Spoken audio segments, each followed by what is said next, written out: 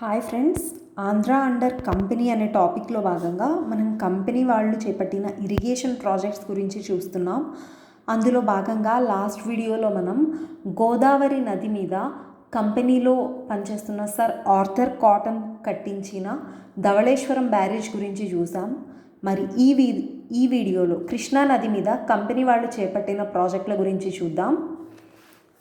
మొదటగా కృష్ణా నది మీద ఒక ఆనకట్ట కడితే బాగుంటుంది అని చెప్పిన వాళ్ళు ఎవరంటే ఎప్పుడో 1792 సంవత్సరంలోనే మేజర్ బీట్సన్ అనే అతను చెప్పాడు.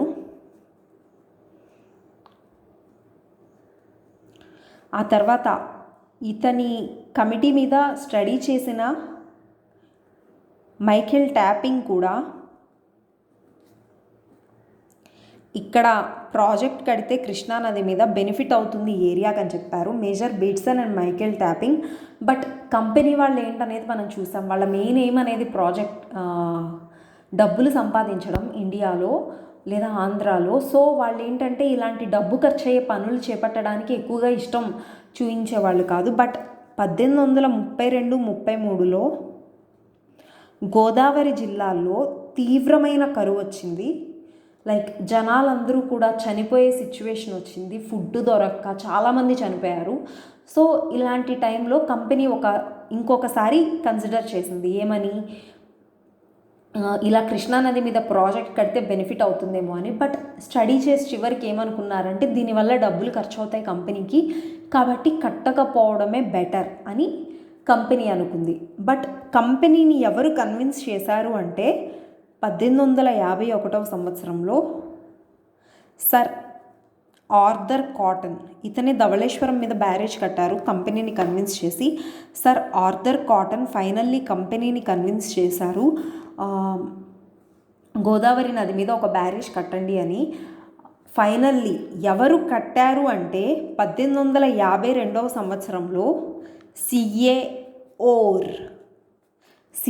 ఓర్ అనే పర్సన్ ఫైనల్లీ విజయవాడ దగ్గర కృష్ణానది మీద ఒక ఆనకట్ట అనేది కట్టారు. దీన్నే ప్రస్తుతం మనం ప్రకాశం బ్యారేజ్ అని అంటున్నాం. ప్రకాశం బ్యారేజ్ అని మనం అంటున్నాం కదా. ఇది కంపెనీ కాలంలో సిఏ ఓర్ కట్టించారు. ఇది 1852లో మొదలు పెడితే 1855 నాటికైంది. ఆ రోజుల్లో దీనికైన ఖర్చు 15 లక్షల రూపాయల ఖర్చు అయింది కంపెనీకి. సో ఇది కృష్ణానది మీద ప్రకాశం బ్యారేజ్ కంపెనీ వాళ్ళు కట్టించారు. ఇకపోతే కంపెనీ వాళ్ళు చేపట్టిన ఇరిగేషన్ ప్రాజెక్ట్స్ వల్ల కాన్సిక్వెన్సెస్ లేదా ఫలితాలు ఏంటి అన్నది చూద్దాం. కాన్సిక్వెన్సెస్, కంపెనీ వాళ్ళు చేపట్టిన ఈ ఇరిగేషన్ ప్రాజెక్ట్స్ వల్ల కాన్సిక్వెన్సెస్ ఏంటి అంటే, అప్పటిదాకా వర్షాధారంగా అంటే మాన్సూన్స్ మీద డిపెండ్ అయ్యి రైతులు అనేవాళ్ళు పంటలు పండించేవాళ్ళు. వాళ్ళ గ్రామానికి కావాల్సిన అవసరాలు ఏంటి ఇలాంటివన్నీ కూడా చూసుకుని పంటలు పండించేవాడు. బట్ ఇప్పుడు ఏంటంటే నీరు అనేది సమృద్ధిగా అందుబాటులోకి వచ్చింది ఈ ఇరిగేషన్ ప్రాజెక్ట్స్ వల్ల. దానివల్ల మాన్సూన్స్ అంటే ఋతుపవనాల మీద, వర్షాల మీద వాళ్ళు ఆధారపడడం అనేది తగ్గిపోయింది. అంటే వర్షం పడితే ఈ పంట వేయొచ్చు, ఇలా డిపెండెన్స్ అనేది తగ్గిపోయింది. సో అండ్ ఇకపోతే సంవత్సరం పొడుగుతా కూడా వాళ్ళు పంటలు పండించగల ఒక అవకాశం అనేది దొరికింది ఇలా ఇరిగేషన్ ఫెసిలిటీస్ అనేవి ఏర్పడడం వల్ల. దీనివల్ల ఫార్మర్స్కి ఇన్కమ్ అనేది పెరిగింది. అండ్ ఇలా నీరు అనేది అందుబాటులోకి రావడం వల్ల పండించే పంటలు అనేవి ఎక్కువ వాల్యూ రావడం వల్ల ఏం జరిగిందంటే ల్యాండ్ అనే దానికి మారకపు విలువ అనేది వచ్చింది. ల్యాండ్కున్న వాల్యూ అనేది పెరిగింది. ఫర్ ఎగ్జాంపుల్ ఇప్పుడు కూడా మనం చూస్తే కృష్ణా జిల్లాలో ల్యాండ్ వాల్యూస్ అనేది చాలా ఎక్కువ ఉంటాయి, ఎకరం ₹1,00,00,000 ఇలా ఉంటాయి. మెయిన్ రీజన్ ఏంటంటే ఇరిగేషన్ ఫెసిలిటీస్ అవైలబుల్గా ఉండడం. So it increase the value of land. ఇంకా మెయిన్గా ఏంటంటే అప్పటిదాకా విలేజ్ నీడ్స్కి తగ్గ క్రాప్స్ని పండించిన వాళ్ళు. బట్ ఇప్పుడు ఏంటంటే ఇలా వాటర్ అనేది అవైలబుల్గా ఉండడం వల్ల మార్కెట్లో ఏది ఎక్కువ పండిస్తే వాళ్ళకి ఎక్కువ డబ్బులు వస్తున్నాయో అలాంటివి పండించడం స్టార్ట్ చేశారు. లైక్ రైస్, షుగర్ కేన్, బేసిక్గా కమర్షియల్ క్రాప్స్ అనేవి ఎక్కువగా పండించడం స్టార్ట్ చేశారు ఈ ఇరిగేషన్ ఫెసిలిటీస్ ఉండడం వల్ల. నెక్స్ట్ ఫిఫ్త్ది ఏంటంటే ఇలా రైస్, షుగర్ కేన్ ఇలాంటివి పెట్టడం వల్ల ఇండస్ట్రియలైజేషన్ అనేది చిన్న చిన్న ఇండస్ట్రీస్ అనేవి ఫామ్ అయ్యాయి.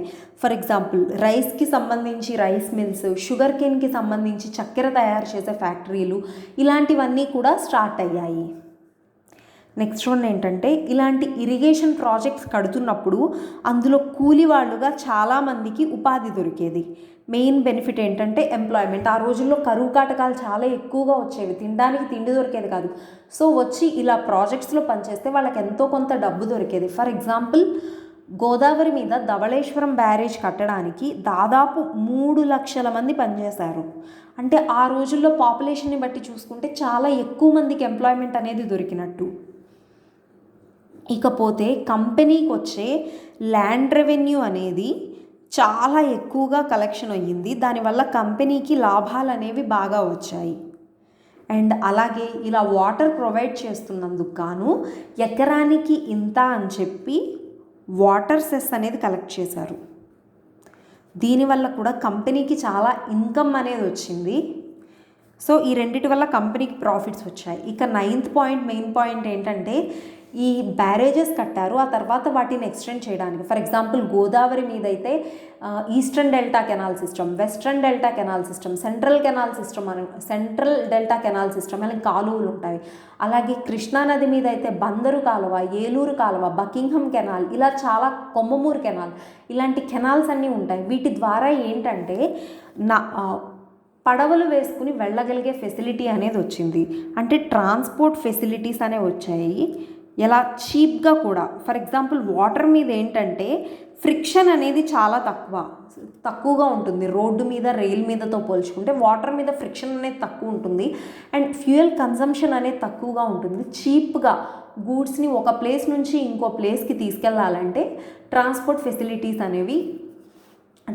ఫెసిలిటీస్లోకి వాటర్ వేస్ అనేది బెస్ట్. సో ఇలాంటి వాటర్ వేస్ అనేది క్రియేట్ అయ్యాయి ఇలా ఇరిగేషన్ ఫెసిలిటీస్ ప్రొవైడ్ చేయడం వల్ల. సో ఇది బ్రిటిష్ వాళ్ళు ఏర్పాటు చేసిన ఇరిగేషన్ సిస్టమ్ యొక్క కాన్సిక్వెన్సెస్. ఈ వీడియో మొత్తం మీద మీరు గ్రూప్ 2కి గుర్తుంచుకోవాల్సిన పాయింట్ ఏంటంటే కృష్ణానది మీద బ్యారేజ్ విజయవాడ దగ్గర కట్టించారు, ప్రకాశం బ్యారేజ్. దాన్ని కట్టించిన పర్సన్ ఎవరేమంటే సిఏ ఓర్ కట్టించారు. ఆర్థర్ కాటన్ కాదు, సిఏ ఓర్. మరి ఈ వీడియోలో మనం కంపెనీ వాళ్ళు ప్రొవైడ్ చేసిన ఇరిగేషన్ ఫెసిలిటీస్ కృష్ణానది మీద చూసాం, వాటి కాన్సిక్వెన్సెస్ చూసాం. మరి నెక్స్ట్ వీడియోలో మనం ఈ కంపెనీ కింద పనిచేసిన ఆఫీసర్స్లో very important officer Sir Arthur Cotton, అతన్ని గురించి చూద్దాం.